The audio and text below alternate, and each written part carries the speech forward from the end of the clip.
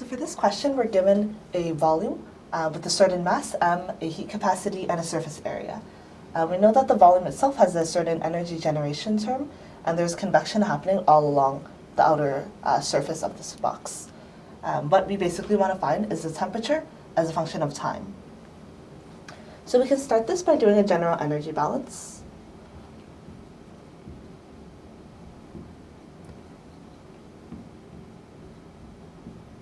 Which, as you know, says that energy in minus energy out plus energy that's generated within the volume is going to be equal to a stored energy.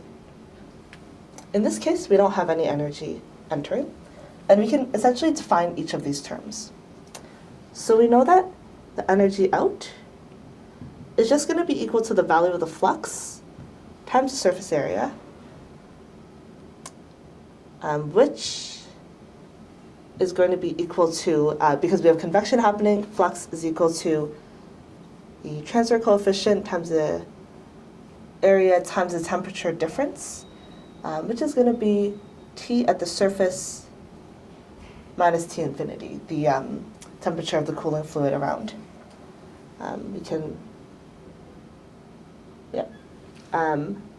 And then the next thing we can define is the stored energy, because we at least have a correlation for that, which, as you know, is just the mass of the entire system times the heat capacity times the change in temperature with relation to the change in time. So the one thing that we don't have a value for is the generation. However, we do know that when the system is at steady state, then the value of heat that's generated will have to be equal to the amount of energy that's being convected. So we know that at steady state, dt by dt is going to equal to 0, which means that energy out is going to be equal to energy generated, which we've seen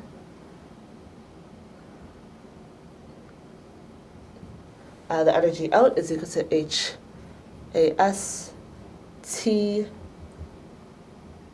S minus T infinity.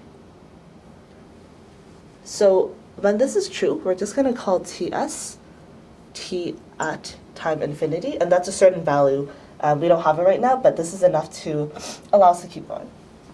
So what we want to do now is substitute the energy generation into the energy balance.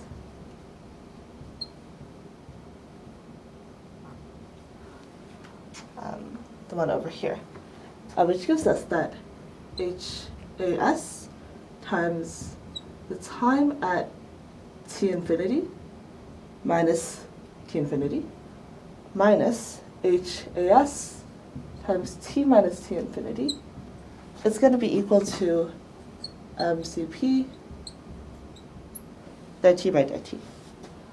So this can simplify by dividing both sides by HAS, giving us T at infinity minus T infinity minus T plus T infinity is equal to mCp over HAS dt by dt. These two terms cancel. So what we can do now is define a value theta, which will make our calculations a little easier, to be equal to T minus the temperature at infinity. You also see that when you take the derivative, you get that d theta is equal to dt. When we substitute this into the previous energy balance, we get that negative theta is equal to mCp by HAS d theta by dt. So now we simply have to integrate and solve this equation, giving us that the integral of d theta over theta will be equal to negative HAS over mCp times the integral of dt. Solving, and this gives us that ln of theta over theta initial is equal to minus HAS over mCp times T. The last thing we can do is take both of these sides to the exponent, or e to the exponent, and we get theta over theta initial is equal to e to the minus HAS over mCp times T. So this becomes our temperature function with respect to time. So in the next part of the question, we are going to give a certain value so we know how to use this equation.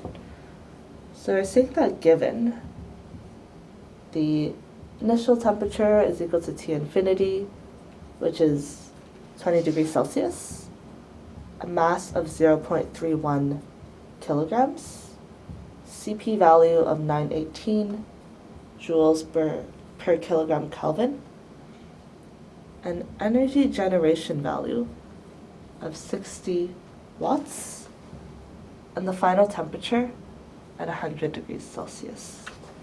What we want to find is the temperature after 5 minutes.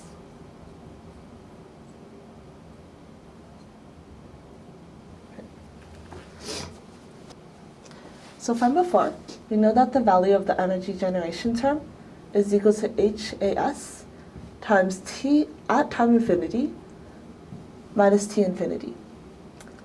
We want to isolate for HAS because this product is what we're gonna need for this final equation, and we don't have these values.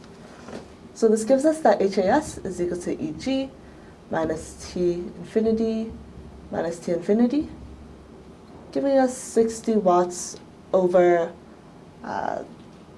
100 minus 20.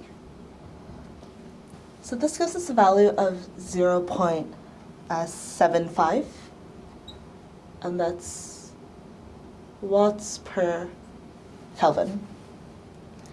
So what we can do next is try and find this. So we want to solve for theta I, which we've defined to be temperature minus temperature at infinity. So we just have that this is equal to the initial temperature minus T at infinity, which is 20 degrees minus 100, giving us minus 80. So the last thing we can do is substitute everything into this equation, which gives us that theta is equal to theta I times e to the minus HAS over m CPT, giving us minus 80 times e to the minus 0.75 over 0.31 times 918 times 5 minutes. And this solves to be 0.453 times minus 80.